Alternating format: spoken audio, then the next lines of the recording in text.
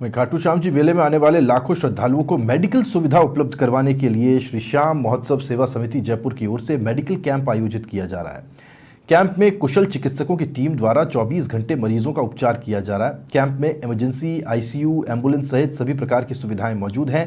Camp को लेकर संस्था के अध्यक्ष ओम प्रकाश मोदी और रेणुका देवड़ा ने समाचार प्लस से खास बातचीत की।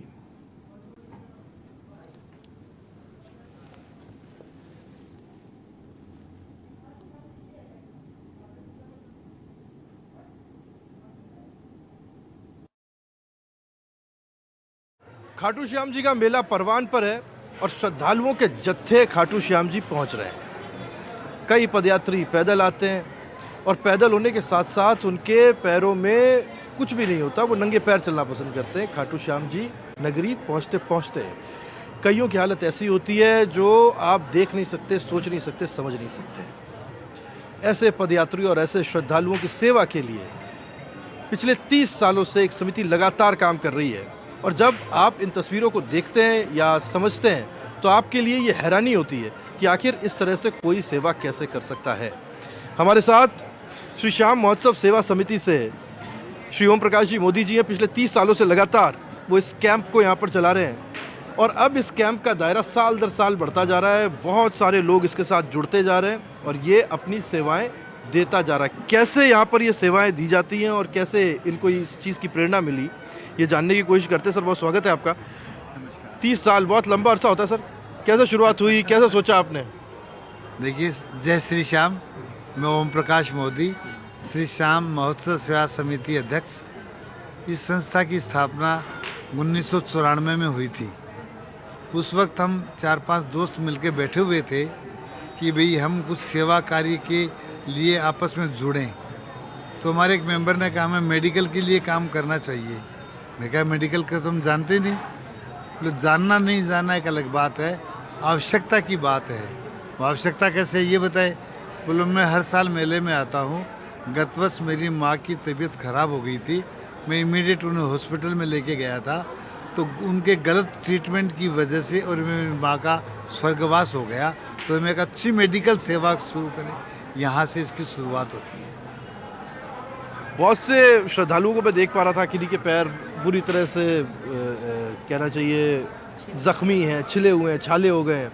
आप हाथों से उनके पाँव को धो रहे हैं, उन्हें तेल लगाया जा रहा है, फिर उन्हें आराम दिया जा रहा है। बड़ा कमाल का अनुभव है ये मेरे लिए देख पाना कि इस एरा में, इस युग में कोई किसी के पैर धो रहा हो, वो भी अपने हाथों से। देखो, इसकी जो मान्यता प्रभु ने भी बताई है और हमारे परिवार के, हमारे बुजुर्गों ने भी सिखाई है कि जो चीज़ आपको कहीं से भी सुलभ नहीं हो सकती है, दुर्लभ कह सकते हैं, वो मानव सेवा के इन चरण पादुका से मिल सकती है। एक बहुत ज़रूरी चीज़ होती है कि जो भी सेवा हम कर रहे हैं वो पीढ़ी दर पीढ़ी आगे बढ़ती रहे और मोदी साहब की सुपुत्री रेणुका जी भी अब इस काम में लग गई हैं और वो भी पिछले लंबे अरसे से ये कर रही हैं। रेणुका जी, आपको अच्छा लगता है कि ये सब कुछ? नहीं, मैं कह सकती हूँ कि मेरे तो ये ब्लड में है, मुझे मेरे पापा से विरासत में मिला है और मुझे खुद को भी इन चीज़ों का पैशन भी है, शौक़ भी है और बहुत ही सुखद अनुभूति होती है इन सब एक्टिविटीज़ में पार्टिसिपेट करके। सबकी इतनी ब्लेसिंग्स मिलती है जब उनको यहाँ से जाने पे, हमारे कैंप में सबको राहत मिलती है, तो बहुत ही सुखद अनुभव मैं कहूँगी मिलता है यहाँ पे। और वो पूरे साल की ऐसे लगता है डोज मिल गई है हमको, वापस चार्ज करके रखती है अगले साल के लिए, हमको इंस्पायर करती है कि ऐसा नहीं कि साल में सिर्फ जब मेला चल रहा होता है तभी ये सेवा का कार्य होता है। आप मंथली शिविर भी लगाते हैं, वीकली भी होता है? हम जब वार्षिक कैंप लगाते थे मेले पर, तब मैं देख रहा था काफ़ी स्थानीय लोग भी यहाँ पर ट्रीटमेंट के लिए आ रहे थे। तो ऐसा समझा कि शायद इनको भी मेडिकल सेवाओं की आवश्यकता है। तो ऐसा सोचकर हमने 2009 में और एक मंथली मेडिकल कैंप शुरू किया जो आज तक निरंतर चल रहा है। और कैंप के माध्यम से 13,000 से भी ज़्यादा मोतियाबिंद के निःशुल्क ऑपरेशन हो चुके। फिर कोरोना काल में कुछ कैंप में ब्रेक आया, तो फिर भी प्रभु ने हमें एक प्रेरणा दी कि आपको रुकना नहीं है। तो हमने स्थानीय महिलाओं के लिए सैनिटरी नैपकिन पैड वितरण का कार्यक्रम शुरू किया जो आज 4 साल से लगातार चल रहा है और 1500 महिलाएं हर महीने सेकंड संडे को अपना कार्ड लेकर के आती है और एंट्री करवा के लेके जाती है। बहुत अच्छा अनुभव हो रहा है। रिस्पॉन्स कैसा लगा आपको जब महिलाओं को, कम से कम महिलाओं की जो हाइजीन होती है उसके लिए बहुत ज़रूरी है, एक तो जागरूकता ज़रूरी है और कईयों को तो पता ही नहीं होता, जब आपने उनसे मुलाकात की कैसा लगा?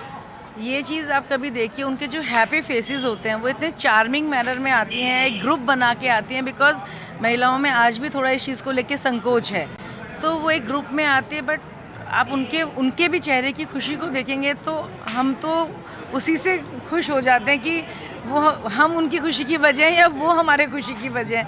ये सही चीज़ है, खुशियाँ बांटते रहना चाहिए और ये खुशियाँ एक व्यक्ति दूसरे व्यक्ति की तकलीफ़ों में उसका साथ देकर ढूंढ सकता है। मोदी जी हमारे साथ थे, थैंक यू सर आपका हमारे साथ जुड़ने के लिए। उम्मीद की जानी चाहिए इसी तरीके से ये सेवा भाव जारी रहेगा और लोगों की सेवा जगह जगह हर जगह होती रहेगी। राहुल अवस्थी, समाचार, खाटू श्याम जी, सीकर।